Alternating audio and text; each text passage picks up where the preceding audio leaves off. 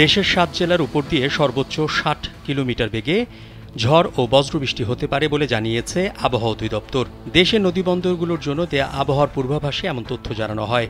এক পূর্বাভাসে বলা হয়, খুলনা, বরিশাল, পটুয়াখালী, নোয়াখালী, কুমিল্লা, চট্টগ্রাম এবং কক্সবাজার অঞ্চলের উপর দিয়ে দক্ষিণ বা দক্ষিণ পূর্ব দিক থেকে ঘণ্টায় ৪৫ থেকে ৬০ কিলোমিটার বেগে ঝোড়ো হাওয়া সহ বৃষ্টি বা বজ্রবৃষ্টি হতে পারে। এ সময় এসব এলাকার নদীবন্দরগুলোকে ১ নম্বর সতর্ক সংকেত দেখাতে বলা হয়েছে।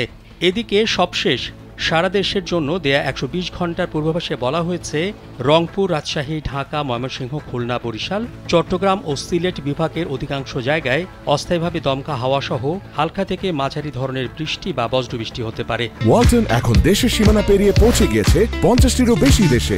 ওয়ালটন, ঘরে ঘরে, বিশ্বজুড়ে।